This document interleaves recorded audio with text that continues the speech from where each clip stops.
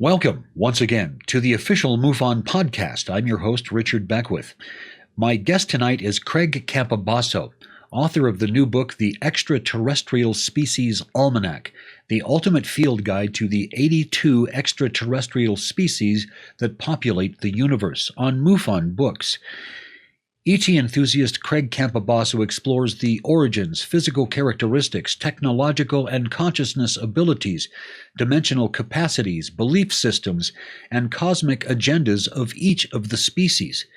The species, according to Craig, fall into two categories.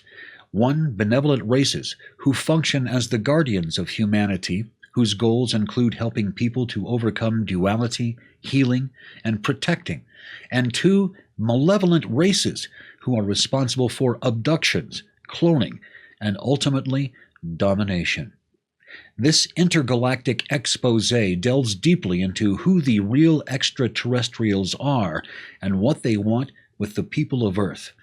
Fully illustrated, it includes actual photographs of extraterrestrials. Craig has worked behind the scenes on such blockbuster film classics as Frank Herbert's Dune and two Arnold Schwarzenegger movies, Conan the Destroyer and Total Recall. He began his casting career on Steven Spielberg's Amazing Stories. He received an Emmy nomination for Outstanding Casting for a series on David E. Kelley's Picket Fences. Craig's casting career spans 3 decades now.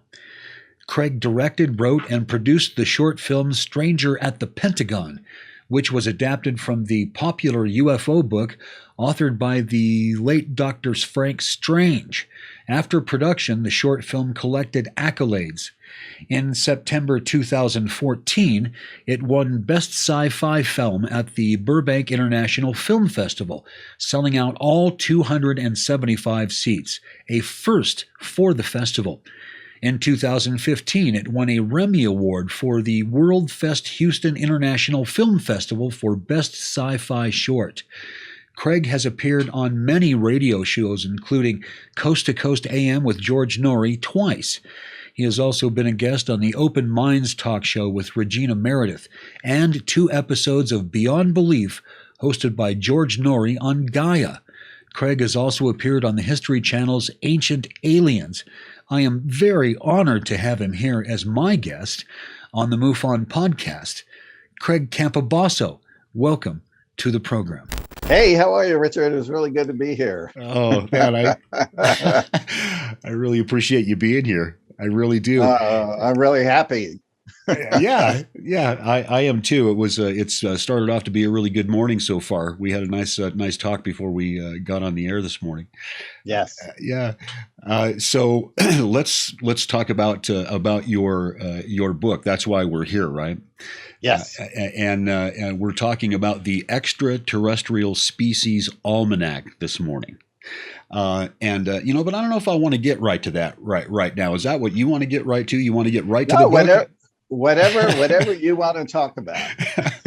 Ask me. Well, you have such an interesting background, and I don't necessarily want to spring the book on everybody right off the bat, because it's your latest work, and you have a body of work that you have compiled over the years. You have one of the most interesting backgrounds of anyone I've ever met. A background in film, in casting. You were an actor when you were a child. Yes. Yeah. Tell us about that, because you knew a couple of people when you were younger. Yeah, I was a youngin. I started at age 15. Nobody in my family was in the film business, so my mom had no idea what to do. She was talking to a bunch of her friends, and somebody said, well, a friend of mine's friend knows this agent and blah, blah, blah. So I met with the agency. They signed me, and I was there for a while. I would go out on commercial auditions and things of that nature. I got a theatrical agent. I started going out theatrically.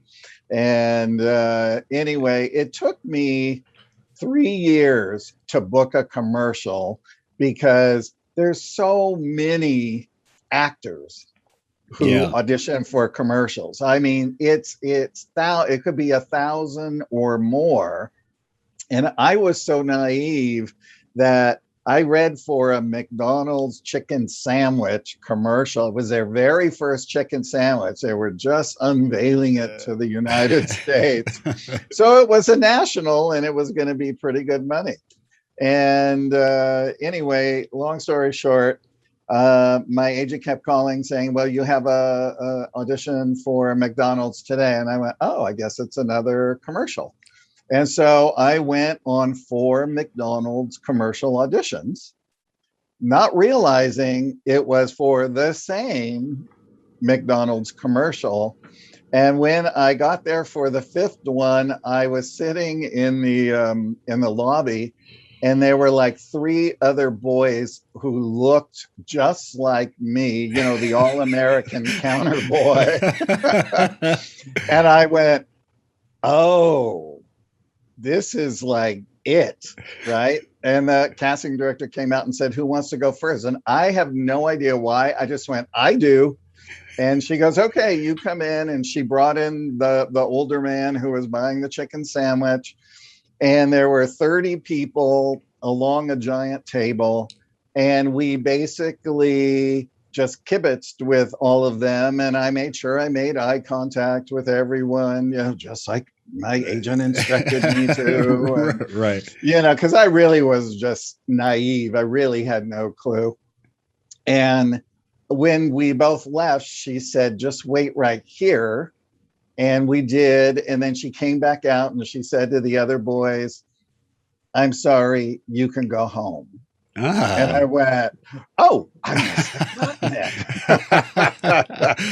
it. So anyway, what a kick. It was very exciting to, you know, book something. And then I started booking small parts and things like that. But I ultimately realized you're not very good.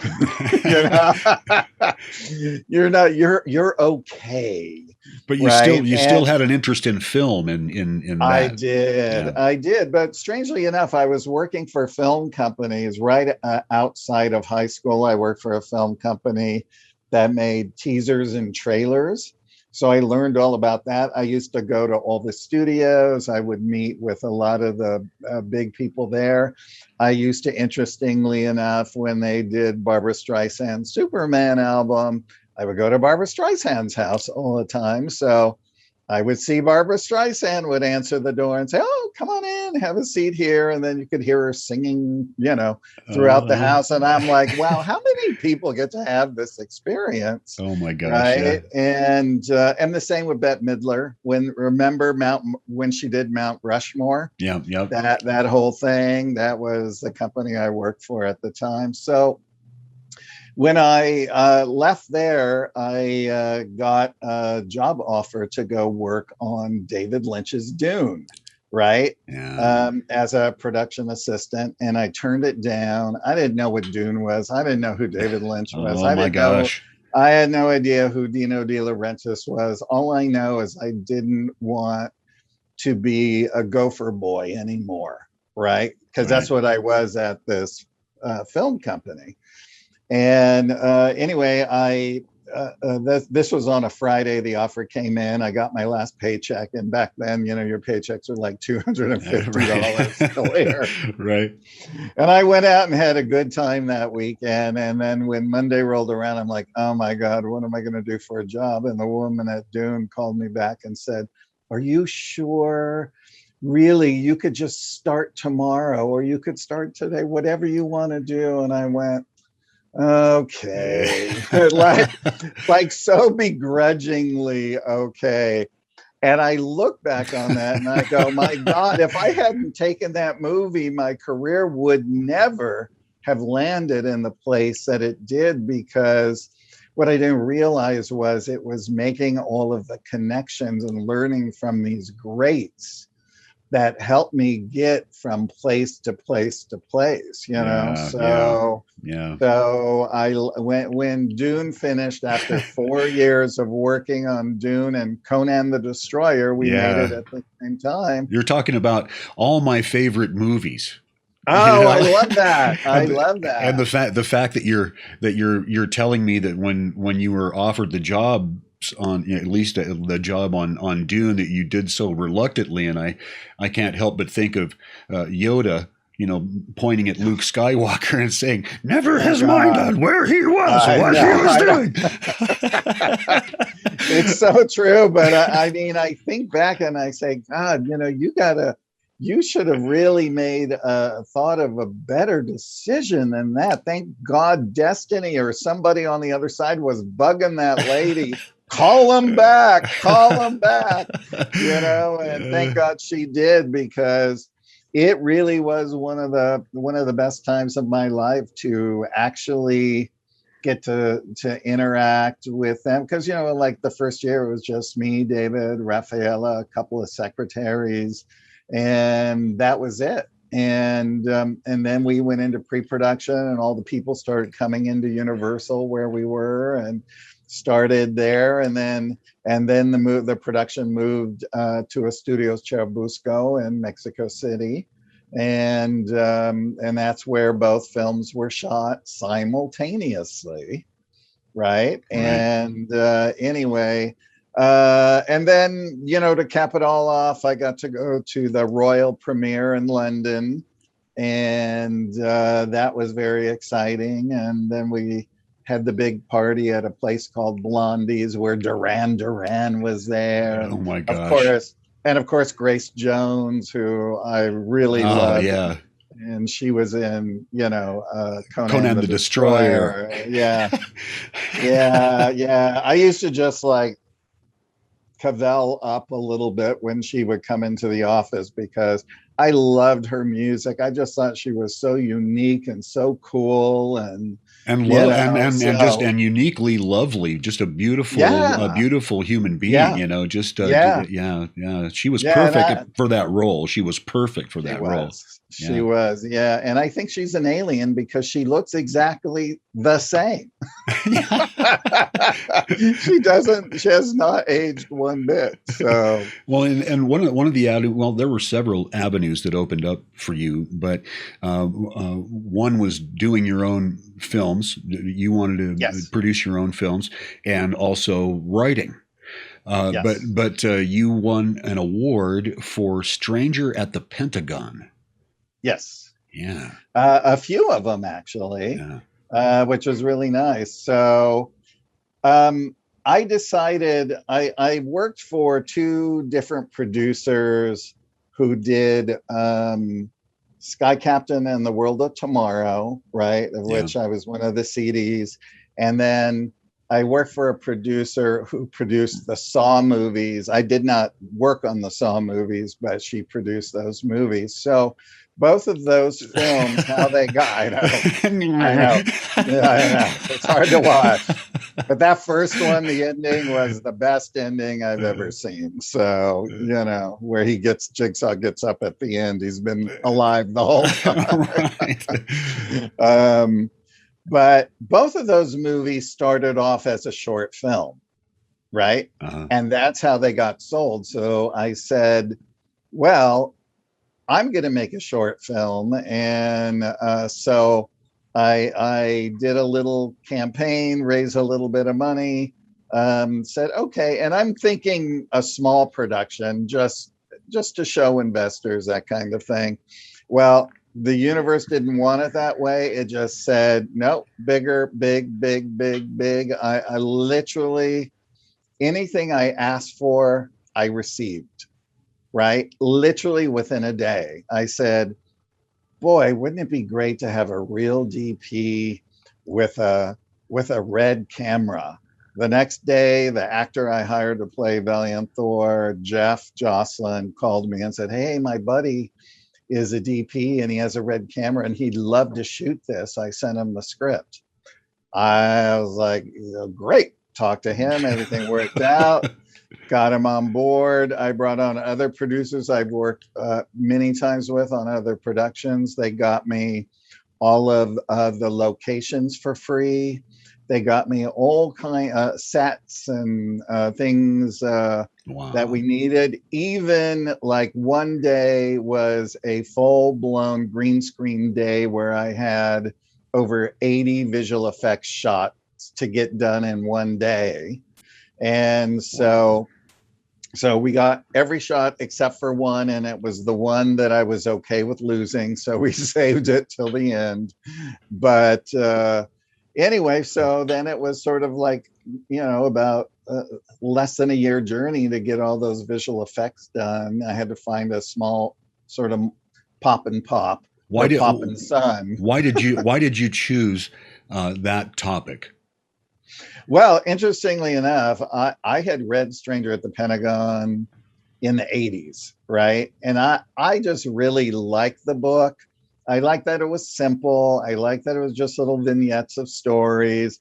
And the photograph of Valiant Thor, when I looked at it, it just rang true to me. Okay, now that's what I want to talk about, because I'm confused. Yeah.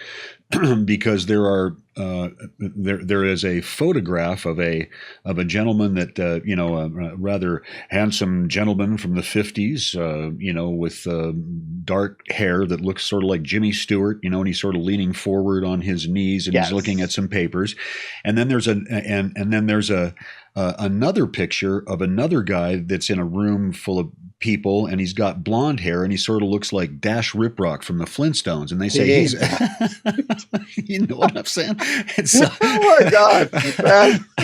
Oh my god. So which one of those guys is Valiant Thor? Let me clear it up for everybody. Phil Schneider told the story at a convention, and he showed that photograph, and he said that guy looked like it was Valiant Thor. Right. So when I had that, I called Dr. Frank and I said, do you, this man is saying that is Valiant Thor. He said, no, Craig, the man in the photograph, that is Valiant Thor. That is his Vice Commander Dawn. And the woman sitting next to Dawn is Vice Commander Zan's wife. And her name is Jill. And I said, okay. I said, well, where do you think we're getting this confusion from? He said, well, I really don't know. Now, at another time, I met a man. I meet a lot of people, and they say they were with former organizations. I met former Secret Service guys, several ex-CIA people who claim to have been CIA. And one man said to me, who claimed to be ex-CIA, he said, no, that man's name is Captain Gould.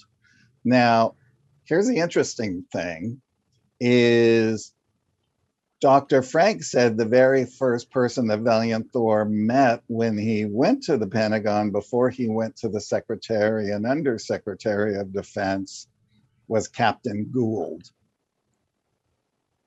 So I don't know if that's the Captain Gould or where it lies, but what I would like to find is who all of those people were in that room, so we could actually find out who their names are. Now, there are 4 other people that I have met who met Valiant Thor, right, in person. And the husband and wife team, they're the ones who introduced me to Dr. Frank. They met him in the early 60s upon his return to Earth. And they said that, they were talking with him and Dr. Frank late one night. The gentleman used to have a numerology show in Las Vegas. And as we know, Valiant Thor's ship in the early 60s was actually stationed in Henderson, Nevada. And when they built that up with too many houses, they moved it to Lake Mead, right? So all of his craft are stationed in and around the Earth in 287 locations in these Victor class saucers, right? Which are 300 feet in diameter. Right there. Here. Ah, Like yeah. this is, and these are the blueprints right here to the actual craft.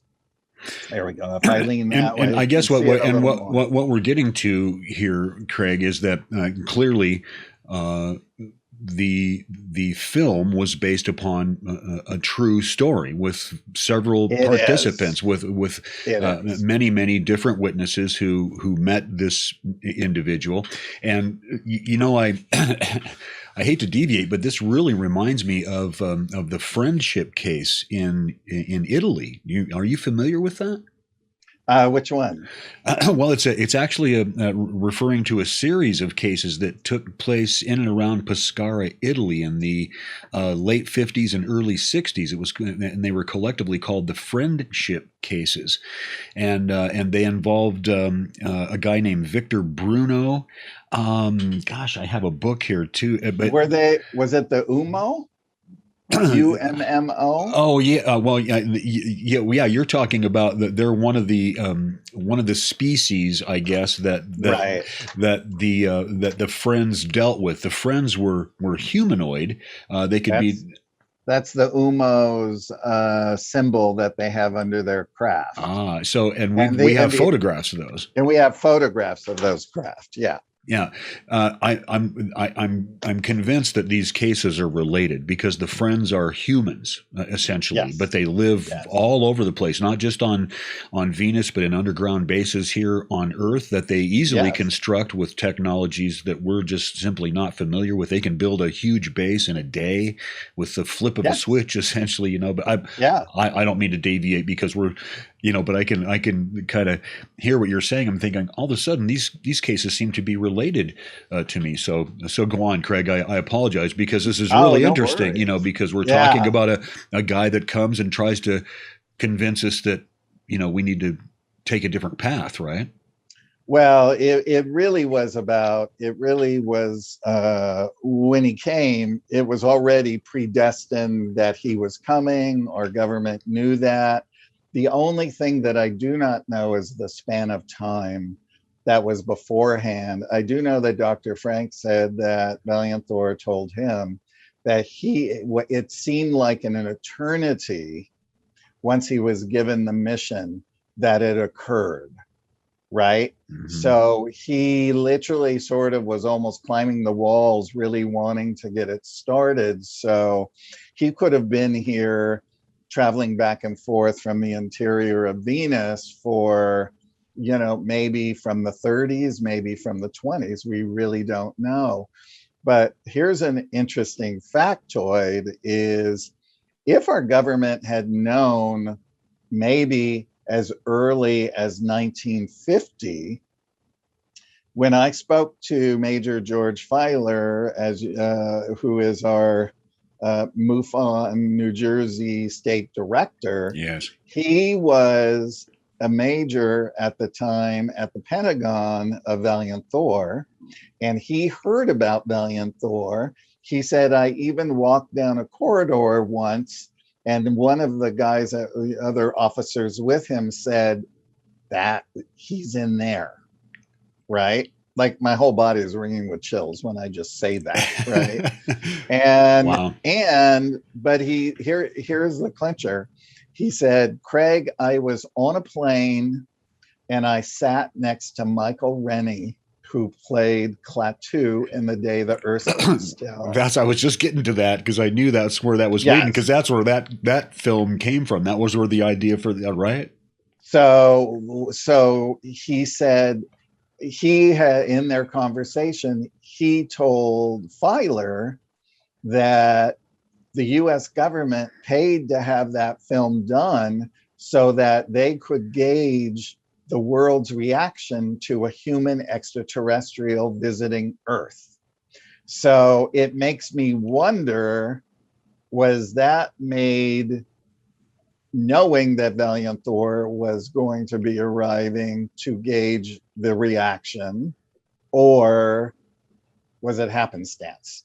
Right. But it's interesting because we don't know how long Valiant Thor, how far in advance they knew that he was coming. Yeah, it just doesn't seem like Right. there's in my mind, especially when it comes to the government. I guess there really is no coincidence. There are no coincidences, No, right? And no. so your adventures in film and books, don't you think that there is perhaps an effort on the part of, I want to say, the government or the powers that be, I suppose, to work their way into culture, to use films as a way of introducing this topic to the masses? I mean, Sure. and that you Sure. yourself are a part of that machine that's bringing these things more or less to light in a Right. subtle way. But this stranger at the Pentagon thing, this is based on a true thing with witnesses and Right. even people that we know. Yes. Yes. I can't say who, but I've talked to a lot of people in high positions who wink at me and say, it's true. It's true. And I mean, I wasn't there. I've never seen the files. I've never seen that. As we know, Harley Bird, Richard E. Bird's nephew, was part of Project Blue Book. He wrote the foreword to Stranger at the Pentagon, and he confirmed the story. I later met family members of the Bird family, and they gave to me Harley's honorable discharge papers, which clearly showed that he worked for the Department of Defense during the years of Valiant Thor's tenure at the Pentagon under intelligence or special intelligence. Right. Wow. So, I Wow. mean, they're not going to say works on Project Blue Book. They're not going to say that, Yeah. anything like that. So, so it's just, it's fascinating that there's all these little millions of pieces that I've been able to collect over the years.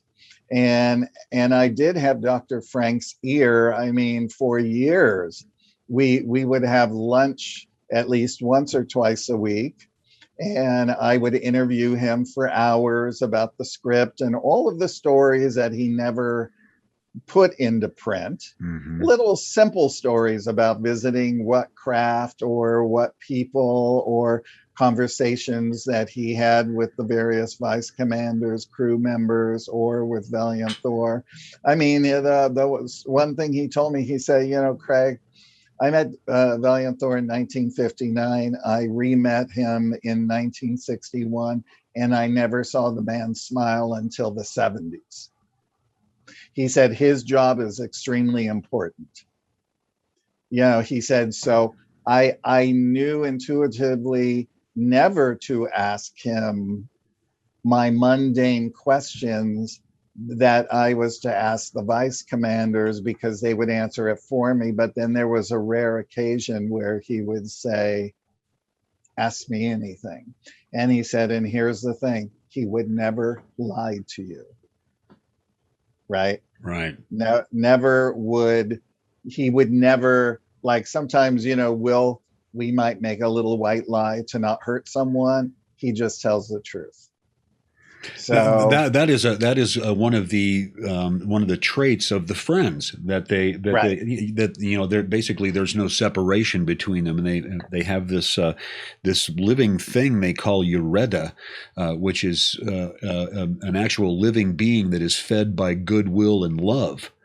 Mm-hmm. And so when humans are congregating and loving each other and caring about each other, they're actually feeding a living entity that they call Ureda. I don't know if you ever heard that concept before, but I have. There's also, the universe has a cosmic heart, and it is based on the same thing. So when people connect to source and they start working from their heart to rule their mind instead of their ego, they start connecting into source, into the heart of the universe and into the mind of the universe. So now you start elevating and your thoughts and your sustenance, your spiritual sustenance, because now you are feeding directly to the live stream. So there's a lot of worlds and things like that. Even in the ET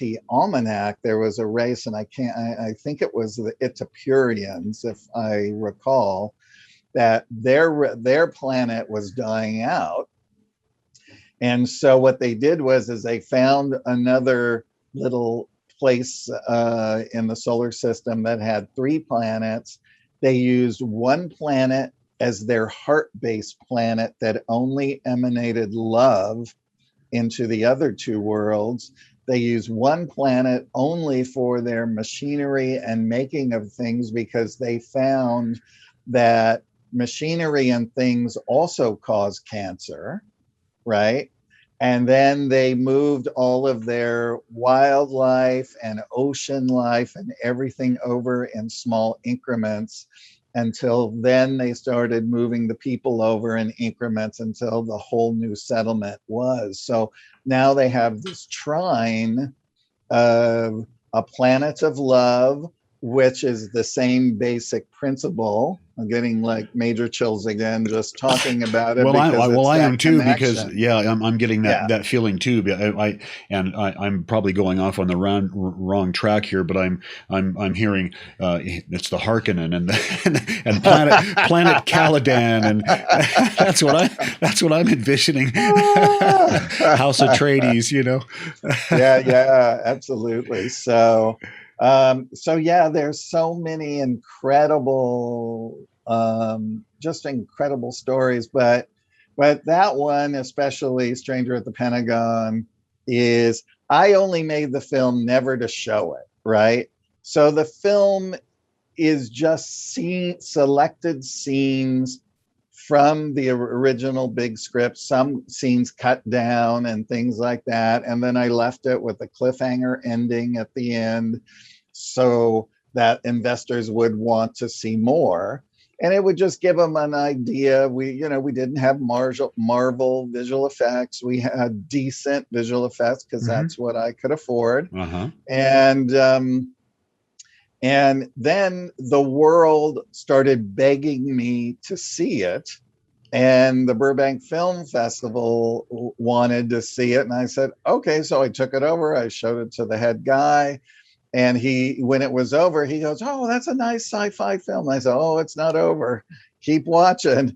And then once he saw Dr. Frank talk about Valiant Thor, and you saw the real people, he was just blown. Like, his mind was blown, but he's not into this stuff. So that's what blew his mind. So they made it an official selection, and everyone wanted to see it. So it filled up the theater. All 275 seats came to see Stranger at the Pentagon that night. It was a huge bash. They even put on a midnight showing that was like half full. Right. And then there was a big party afterwards. So cool.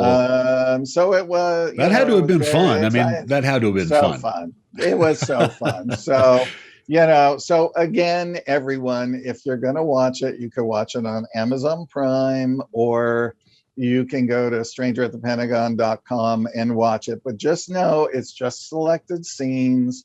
It's short. It's 27 minutes, and the film is really 20, and then there's a lot of credits because there was 1 million people to thank.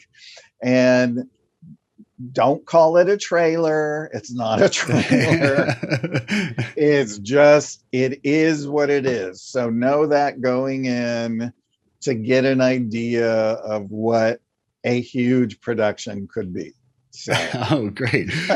Well, I have seen snippets from it before, but I'm gonna have to rent it now. I really want, I was familiar with the story and have been over the years, but I'd always been a little bit confused over whether Valiant Thor was the dark-haired guy or the blonde-haired Dash Riprock guy. I could never distinguish right. He's the one from those original photos that were taken at Howard Menger's backyard. Wow. Right. That's amazing. And it was taken by a retired Air Force photographer and UFO buff. August C. Roberts, who was friends with Dr. Frank, and Dr. Frank lived in New Jersey at the time. A lot of the extraterrestrial contacts were coming out of New Jersey. Howard Menger was in contact with many, many human races throughout our galaxy, and he had photographic proof of craft and different things of that nature, just like Adamski did. And that, for instance, when Valiant Thor was there, they called them the visitors. And so if a visitor gave Howard a certain handshake, Howard knew they weren't from here. And it was confirmed that Valiant Thor and the group did give him the secret handshake. And this was done through, we learned this through August Roberts' notes, because he was writing a book that never got published. And he talked about this secret handshake and that Howard had confirmed that they were not from here. So, wow. Yeah. Well, that led to some other things. I mean, you've written a series of books. Yes. And the name of the series, I want to make sure that I get this right. You've actually got 4 books in this series, and it's called the Extraterrestrial Saga. The Autobiography of an Extraterrestrial Saga. So, in a nutshell, it's a book series that is about the universe in conjunction with Earth, how the universe is raising the Earth to get our vibration here to match the rest of the universe, from us rising up and out of duality, going into fully consciousness, and we can actually rejoin universal society and start having space travel again, going and visiting other worlds. We can leave and go work on vessels and do different jobs and things of that nature. That's how the whole universe is set up. But it's primarily done through a Pleiadian man named Turan. That's who the book is about. And Turan is a senior professor at the University of Melchizedek, which is the universe's spiritual university. It's 490 planets that go from one end of a galaxy to another. So they're all in very close proximity. And so he teaches young starseeds who volunteer to leave their fully conscious bodies in suspended animation and have their souls reincarnate on Earth, because since they already have this fully conscious ability, when they are born here and as they grow, they will have a spiritual quickening, and they will start to grow spiritually and raise consciousness on a very quicker timeline than everyone else. And this helps raise everyone else up. So, and he also teaches mighty messengers who come in for more of a global purpose, right? Before they come in, and it's all very detailed in the books about, how this whole process and stuff is done. But the most interesting part of it all is Turan was born dualistic in a fully conscious society.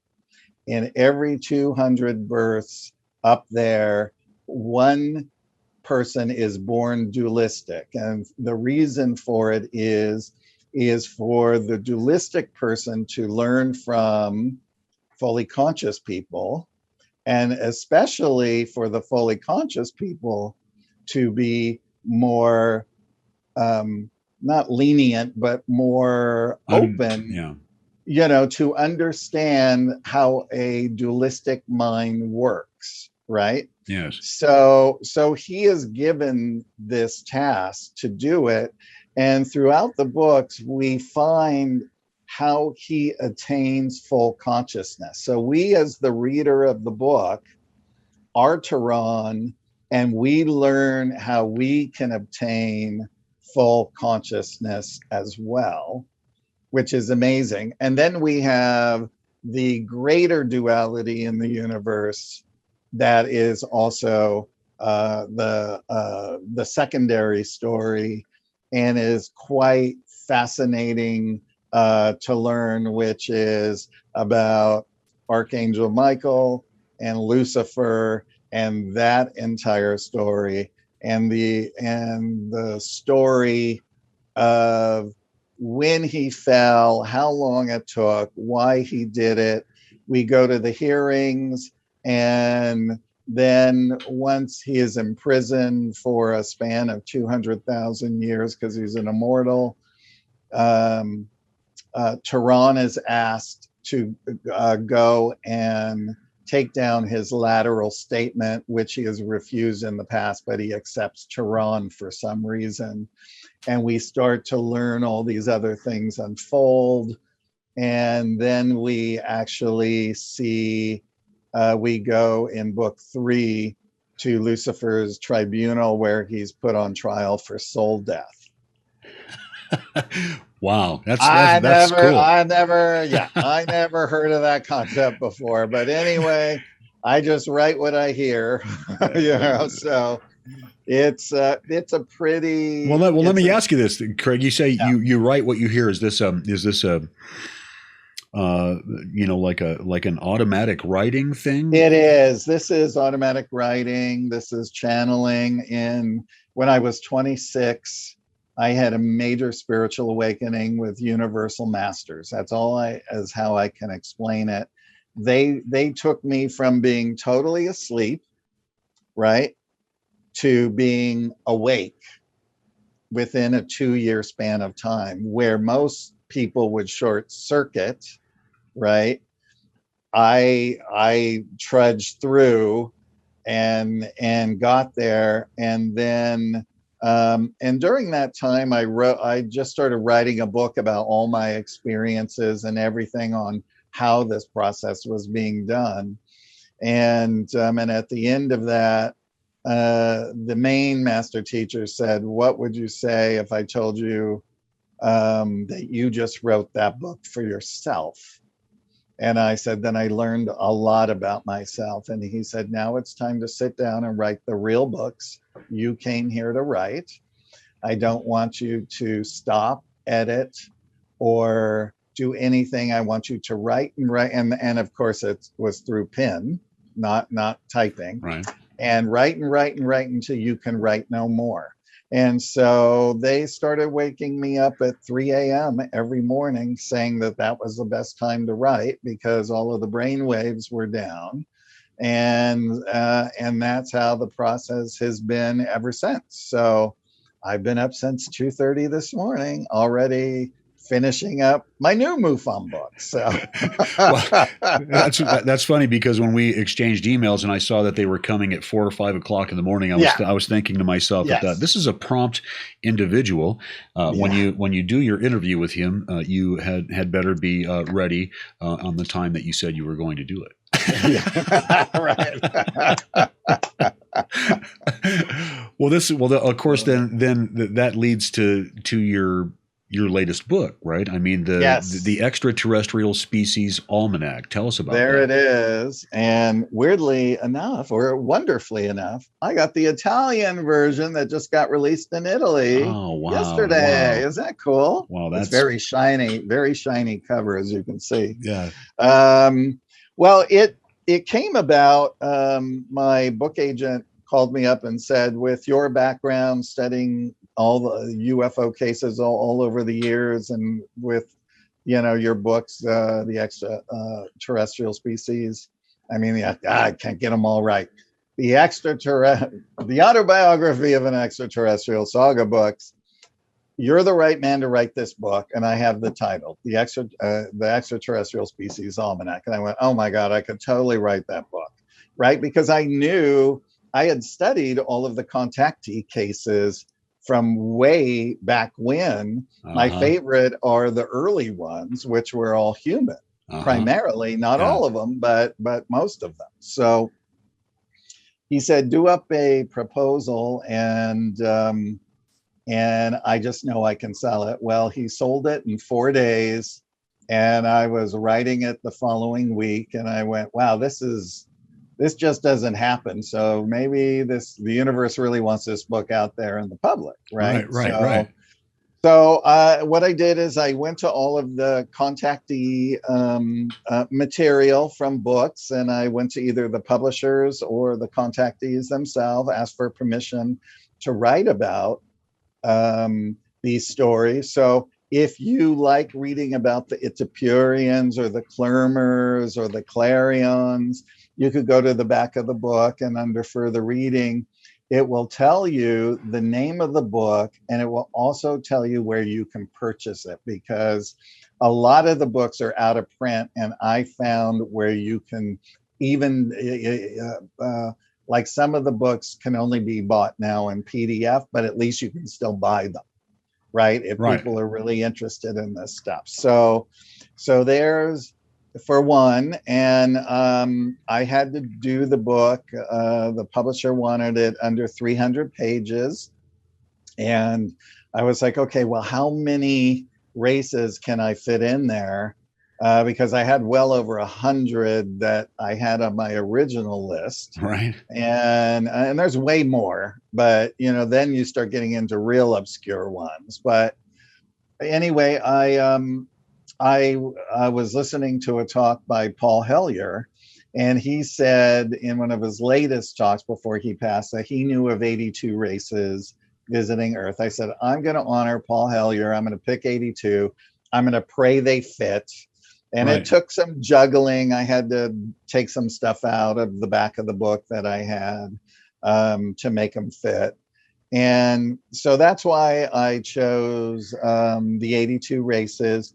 And the publisher just wanted a thumbnail review of each of the races. And they figured if people really wanted to know more, they could go to the back of the book and they can go to further reading and read more about that. So what I did is I took the really best, cool highlights of each of the races and put them there for inclusion. And then what I did is in the back of the book, all of the enlightened races share their technology. It's all the same.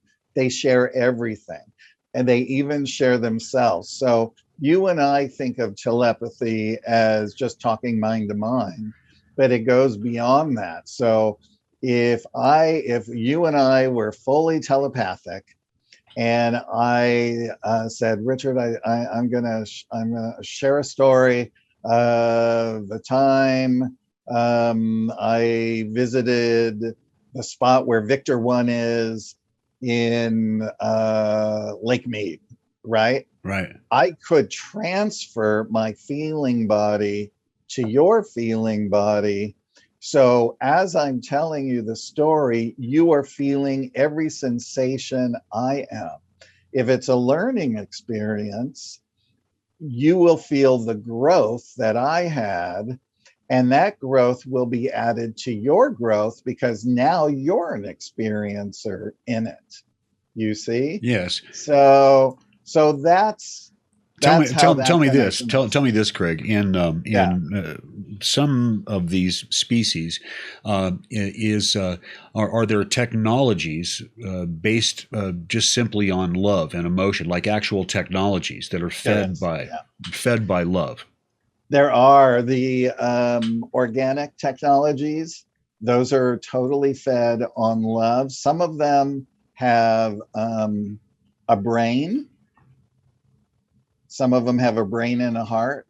Some of them have a brain, a heart, and organs. It's however they want to set it up, because they can create these things themselves, right? Right. Because they can create limbs, they can create all kinds of things. Because remember, these are races that are living for thousands and thousands of years besides the immortals. Mm-hmm. So they have ways to correct everything. They don't get illness or anything of that nature. But if there was an accident and something happened, they could replace they can regrow limbs, they could do all different kinds of things like that. So But a lot of it is connecting the heart and the mind to the craft, especially for the created beings who have these very powerful craft, that they're the only ones that can run it, because even their DNA is married into the skin of the ship. So when they connect to the ship, it is only their thoughts, their heart and mind that can run it to jump across the universe, to jump into another universe, to jump into another super universe, to go wherever. They still have to clear passage, right? If they're going to go somewhere. But it's really of them just thinking of the resonant field of where they want to go, and boom, they're there as well. Fully conscious beings can do it. There are craft, like some of the Victor class saucers have that, and they wear a headpiece that has a little diamond here and then goes around, and they connect to the craft that way. So all the vice commanders can fly the craft. Actually, they all do the same job, and sometimes they switch doing the various jobs and duties to eliminate boredom. Right. Yeah, I want to ask your opinion about a species, I guess you could call it, that I had heard the other day. It was David Adair was talking about it. Right. And he was talking about this, that he actually interacted with a spacecraft / living being that was like 8.5 billion years old, and this thing was it had finger things like this, I guess you could say, or and he said he placed his fingers and automatically knew who he was and all that stuff. But I guess what I'm asking you is, are you aware of a species like that that's almost as old as the universe itself? It almost kind of reminds me of that. You remember that episode from Star Trek: The Next Generation called Tin Man? It was kind of like that. What do you think about that? Well, I've never heard of that, but believe me, there are so many beings and races. That being could be from another super universe that's here trying to engage with people here to help to lift their consciousness. I mean, David, in his interaction with that being, could have been downloaded with some specific information that will start to come through him over the next few years. I find that with a lot of people who have had interaction with enlightened beings, and they think it's just this one-time thing, but they do get downloaded. And that, I think of like the old contact pills that had all the little tiny, dots inside. Yeah. It's like thinking of that, and it's sort of like on a time release where things like that happen. The Alpha Centaurians, interestingly enough, say that they know of 1,019,000 races. But if you go to the Urantia book, it talks about 5,342,482,337,666. That's the number of Earth in the universe. So imagine how much more that there could be out there. I mean, all of us, we're a planet that's just we're in kindergarten trying to raise up into the next graduation of school. Well, Craig, aren't there though? And let's be clear, aren't there also forces that are trying to prevent that? Yes, there are forces that are trying to prevent that, because what those forces really want is they want to maintain the resources of planets, territory of planets, usually underground. If they need permission, I mean, that's a whole nother show if we go into what has supposedly have happened on Earth and obtaining permission. And then once you let them in, do you really know how many are coming in? Do you know? Does it become an infestation underground of these creatures that are not here to help us, right? They could be neutral, or they could be here to do nefarious harm throughout the futures as well. And if they have cloning or hybridization, that type of thing, that gets into a whole nother realm. I mean, I do go into some of the hybrid species, some that are that are good, that have visited here and that type of thing, that don't look like us. But if you're a tech god and you know exactly how to create life, you can create life through animal and human DNA change. You just have to know the right sequencing, right, to obtain what you're trying to do. And are you trying to create an aggressive race like the Clone Wars, right? Or are you creating a slave race, or are you creating a race? Really, in the big scheme of things, no one is allowed to create a new race unless it's sanctioned through the angelic core, right? But a lot of these negative races do it in secret, and they create races as well. And then we know a lot of races that have cloned and cloned and cloned themselves have lost the ability to ascend. So they're coming back to our chains because our DNA chains are for ascension. And so if they start integrating and they keep creating a different a hybrid, and then the next hybrid, and the next hybrid, and the next hybrid, they start to become more and more human, and then they're able to ascend again, right? So are we talking about humans from the future? Well, there could be some humans from the future. I mean, if you look at Bashar, right, Jaralanka, who's a very good friend of mine, and we have a new movie out on Amazon called Alienated, by the way. If people want to watch it on Amazon Prime. That's the one where the guy's standing next to the girl with the antenna, right? That's it. Yeah. It's just a sweet little movie, that kind of thing. So, and we worked on Bashar First Contact, which was how Daryl first started seeing spacecraft and then the beings, and how he got into this channeling to become one of the top channelers in the world. So for instance, there are seven hybrid races. The hybrid one are small grays. They're known as the Maze. Hybrid 2, or the taller grays, are known as the Mazani. The hybrid 3 are Sasani beings. They're half human, half gray. The Shalail beings are slightly more human looking.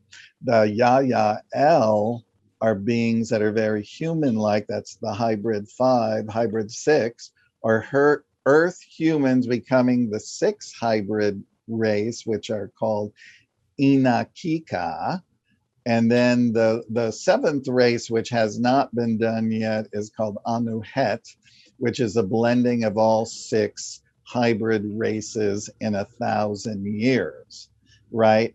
Also in the ET Almanac, there's a very advanced race called the Solzars. And what they did is they went through the entire universe, and they took the best of the best of the top 33 DNA chains and incorporated it into their DNA. And so they are like these super ultra unbelievable humans. They're very multidimensional, and their next upgrade will be to 44 chains as well.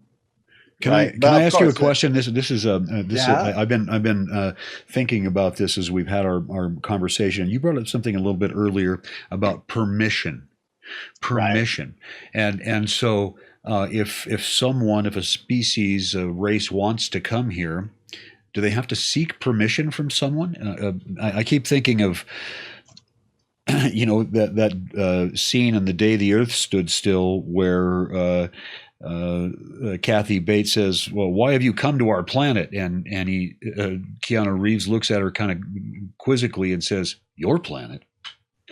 Right. Right.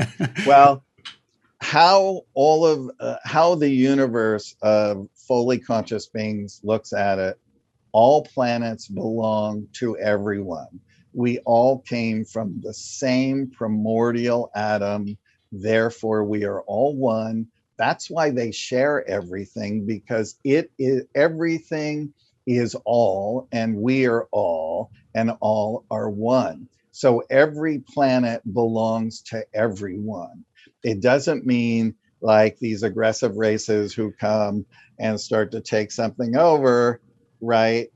Does the hierarchy allow that for a certain type of learning? What are the beings, like for instance here on Earth, what is the purpose of everyone learning here? So that might be allowed for a certain long length of time, but when that length of time is over, it will end, and then all those souls will graduate to the next level of consciousness and move on, the good and the bad, right? Because when everything goes back to the other side, it's all one.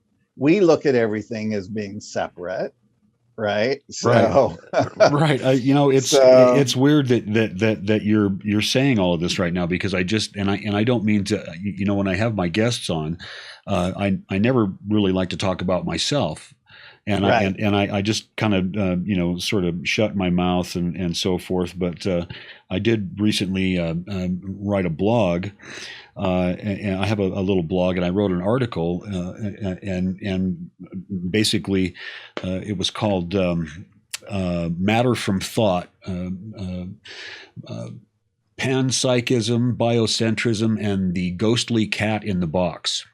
And I kind of go through the whole quantum wave function collapse thing, and atoms and observation and all that stuff, and Schrodinger's cat, and then the end at the end of it, the conclusion essentially is that if there was room enough in that tiny space prior to the Big Bang for everything in the universe, then surely there's enough room in our hearts for each other. Everything. That's right. Absolutely. Everything is based on perception, right? Right. When I was totally asleep, I look back and I'm just like, oh yeah, I was the guy. I got up, I went to work, I had dinner with friends, I went out on the weekend. Oh, what are we going to do for fun? And that kind of thing. I was never thinking of my spiritual evolution. I was only going through my reactionary emotions when I got angry at something, when I was happy about something, and Right. all of that. And then when I had this big analysis, because they did take me through the master teachers took me through a whole thing about thought. What is thought and how thought actually works, right? And again, they say you keep everything simple. That's how they explained it to me. And they said it's like this: you think a thought, you think on that thought. You have the power to create or destroy that thought. If you create that thought in disharmony, you are responsible for its life until it ends. If you think on that thought and do good for someone else, you will receive beautiful love coming back to you through the expression in which it was given, right? Through the heart. So I was like, God, I never thought of that. So I started like thinking every time I would get mad at something when I was learning this stuff, I would say, okay, how am I going to get through this? So I would meditate, and I would, if it was angry at a person, I would just put them in a bubble, put light around them, and I would send them love. And I go, oh my God, this is so hard. This is so hard. But I just did it over and over and over again. And then I would sort of like do an astral talk and just say, look, I'd really like this to be resolved. We don't have to be good friends. We don't have to be whatever, but at least I want you to be open to talk about it. And when the time is right, the energy will open up for us to have a conversation. And I started doing that, and I realized I didn't need to make everything neat and tidy right away, because that's what my soul wanted. I needed to allow enough time for everyone to heal with whatever happened, for us to come back together so we could talk about it in a more enlightened way. And then if we stayed friends, we stayed friends, or if we parted, we parted, but at least it was amicably. And those feelings were no longer going to be stored in my body to cause disease. I never looked at it that way. So that's what I do. And a lot of us are all reactionary. I still reactionary, but I know I just go, okay, just go calm down, just go sit down, do a quick little meditation, and just allow it to be in that. And, and that's what I do. So I really identify with that, Craig. I really do. Yeah. I think that it's I've learned to do that over the course of my life, not take things so seriously. And there was a time in my life when I was younger, when I would just take things in and just ruminate on them, and just it would just eat my guts out. I had ulcers when I was younger. I had peptic and a duodenal ulcer, worrying about things all the time. But what that comes down to, though, I think what we're boiling this all down to is that existence, it really is. We do kind of create it all together. We're a part of this conscious network, but that it's all about love, and the only thing that we can really that we really have to offer any other being is love, or negative feelings, which is really just a sort of a mirror of love, right? Right. Yeah. It is. And when it mirrors back to you, or if I just have, we all have negative thoughts, right? No matter what. And we have a negative thought, we go, why did that like pop into my head? Because we're dualistic beings, and our minds are sifting through crap that's coming through, if you want to call it, esoteric tunnel of thoughts. Are we just picking up on somebody else's thought that's nearby or whatever?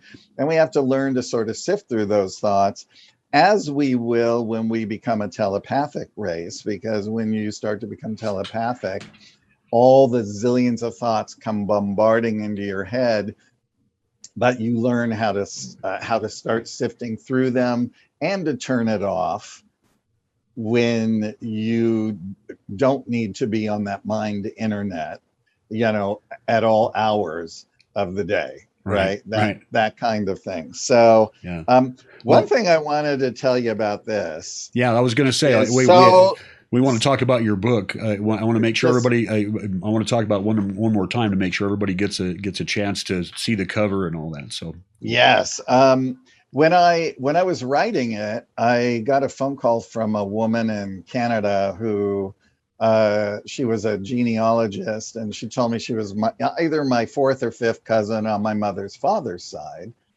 And so I gave her information, and we were talking, and I said, hey, I have a biological father. I said, my dad adopted me when I was 1, but I've never been able to find him. I said, all I know is his name. And she goes, oh, I can find him. And I had already done my DNA, right, to find out what other nationalities I was through my father's side. Mm-hmm. So she found him and called me and said, he did pass away in 2006. This is where he's buried. And so I went to the cemetery. and visited his crypt. And I went to the front desk and asked them if they had a name of somebody who called when he died. And they said yes. And they gave me the guy's name, different last name than his. And so I looked up the gentleman. Weirdly enough, he lived around the corner from me. At the time, he was a 74-year-old man. Wrote him a letter, said, I'm just trying, I'm trying to find the family of my biological father. And here's a picture of myself. If you know of anybody, please send it to them. 2 days later, I got a call from the guy's son who said, my dad got your letter. Normally, we would think this is weird, but you are like an extreme doppelganger for Fred, right? And I said, oh. And I said, so was your dad friends with him? And he goes, no, it's his brother. It's his half brother. And I said, oh, so you're my cousin. And he goes, yeah, I guess I am, right? So I go and I have dinner with my new uncle, my new cousin, and my uncle just sat there like this the whole time. Oh my God, I can't believe it. You look just like him. You're the same height. This is just like so great, because I mean, think of it for them, right, to have your one and only brother, your one and only sibling die and know that there's nothing left. Right. And then to find out that there really is. There's a guy and then a guy shows up. And a guy shows up. And so an hour into our 3-hour dinner, where there was never a lull in the conversation, he said, oh, so, all right. So your dad, he loved airplanes. He loved, all that. He wanted to go in the Air Guard. So my mom had to sign a piece of paper. And so before he was 18, he went in the Air Guard. When he turned 18, they put him in the Air Force. And he said, oh, and he was stationed here and there and there, and he flew airplanes and he did this and that. And he said, oh, and by the way, he worked in Project Blue Book. Oh, wow. And I went, what? I was like, I didn't even think he had the concept of what Project Blue Book was. And I said, do you know what that is? And he goes, well, kind of. And then my cousin piped in and said, yeah, me and my brother, man, we tried to get stuff out of him for years. He just wouldn't talk. I said, well, he's really good at keeping secrets, because he kept me a secret from you. And he goes, yeah, he did. So I just thought that was interesting, that here he, was working, right. whatever he was doing, remembering that he was in his early 20s when he would have been doing this. So, but what's interesting is, as we know that, Blue Book was a U.S. Air Force study on UFOs that started in 52 and was decommissioned in 1970. And I think they investigated about 11,000 sightings, and the main study was to determine if UFOs were a threat to national security and to scientifically analyze UFO-related data. And here I am writing MUFON books, which is a US-based nonprofit comprised of civilian volunteers who study reported UFO sightings. And I've been into it since I was 26, right? And it doesn't end there. When he left the Air Force and came back here, he became the head of construction for film and TV at Warner Brothers. Oh my gosh. So it's like the DNA is just there. Wow. It's just there. Yeah, isn't that amazing that and I hear about those same sort of congruities between, twins that were separated at birth, and aside from looking like, they also have very similar food habits and the way they dress and the kind of things they like to watch on TV and all these sorts of. That's right. That's right.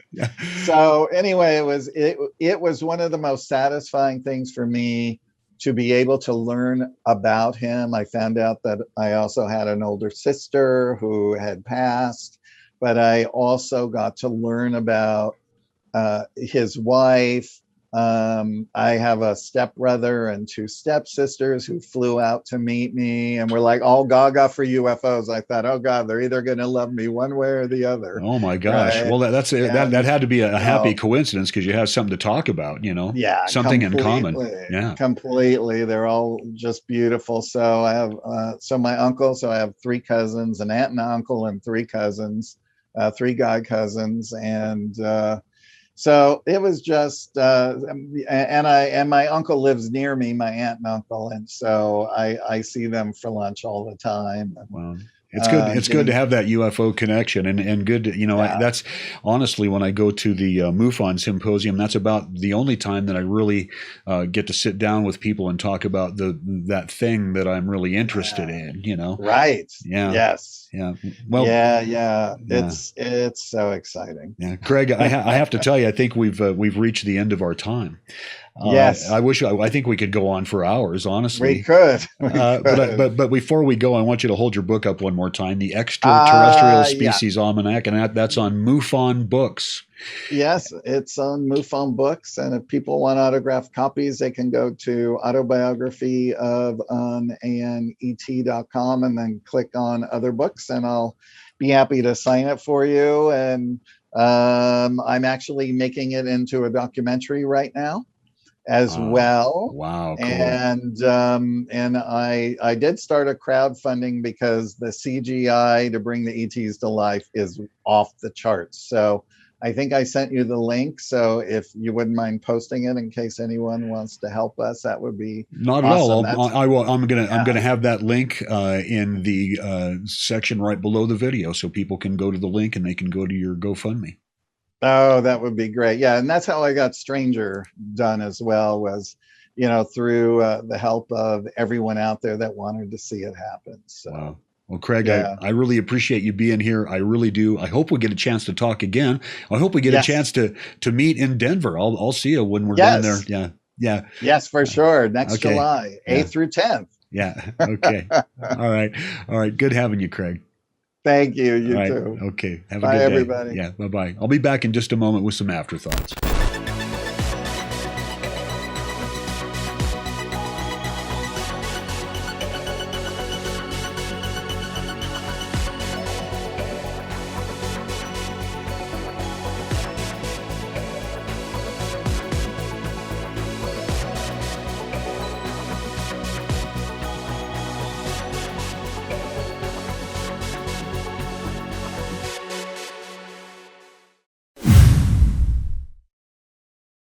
You are not alone.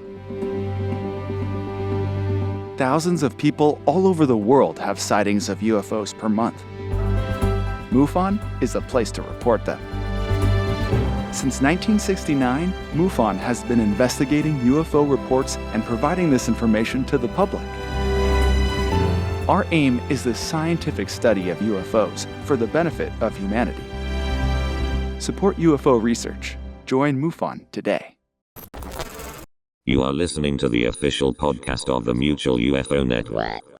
In addition to his website, Autobiography of an ET.com, be sure to visit Craig's Facebook page, and for those of you watching on YouTube, we've included a link below in the description section for Craig's GoFundMe page where you can help him fund his new documentary project. The universe is a vast and wondrous place. One of the things about our conversation with Craig that brought it home for me was the realization that at the beginning of time, in that tiny speck of proto-matter that preceded the Big Bang, we were all one. And in reality, that has never changed. Thank you again for joining us. If you're watching on YouTube, please be sure to like and subscribe. And we'll see you next time, right here on the official MUFON podcast.